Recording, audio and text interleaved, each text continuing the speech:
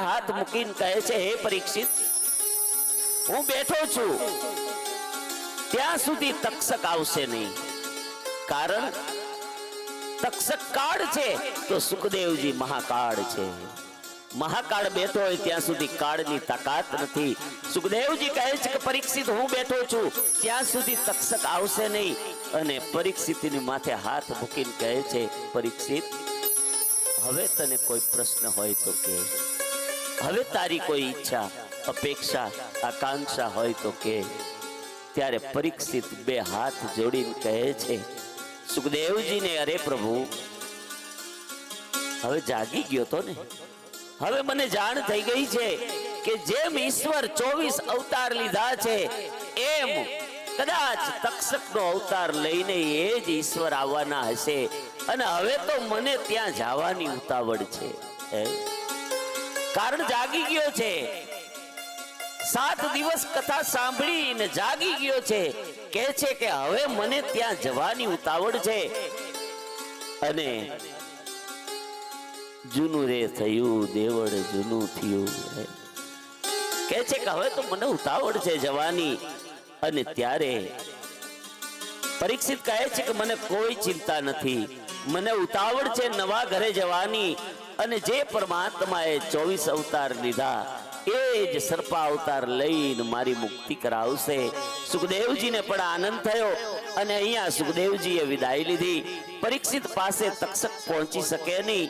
વ્યવસ્થા એવી હતી એટલે ફૂલની અંદર આવ્યો અને પરીક્ષિતની ચિંતાની વૃત્તિ પરમાત્માકાર બની ગઈ ચિત્તની. અને શરીરમાં સાથે જે હતા એ તો ગોવિંદ જ હતા.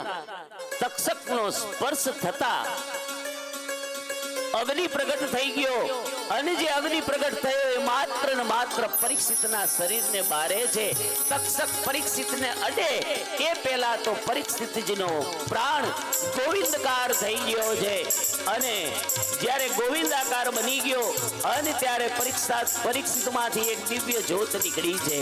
દિવ્ય જ્યોત ઉપર જાય છે. ઉપર જતા જતા પહેલો ઇન્દ્રલોક આવે છે. ઇન્દ્રાણી દેવતાઓ સ્વાગત માટે ઊભા છે કે પરીક્ષિતજી મારા ત્યાં આવશે. પરીક્ષિતની જ્યોત ત્યાં રોકાતી નથી. એથી ઉપર બ્રહ્મલોકમાં જાય.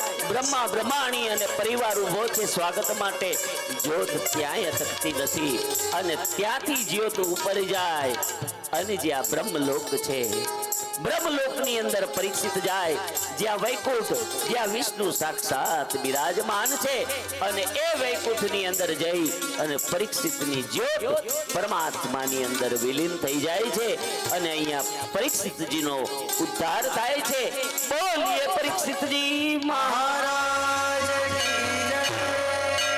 પરીક્ષિતને પરમાત્માની પ્રાપ્તિ થઈ ગઈ. સુખદેવજી મહારાજ વિદાય લીધી છે.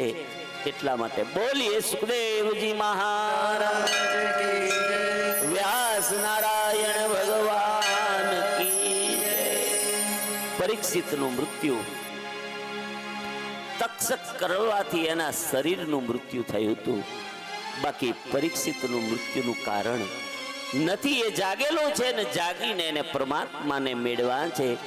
નૈમી સારણીમાં સુતજી મહારાજ 88,000 ઋષિ મુનિઓ અને માર્કંડે આખ્યાનની વાત કરી. અને 88,000 ઋષિઓ મળી અને સુખદેવજીને વંદન કર્યા છે. કારણ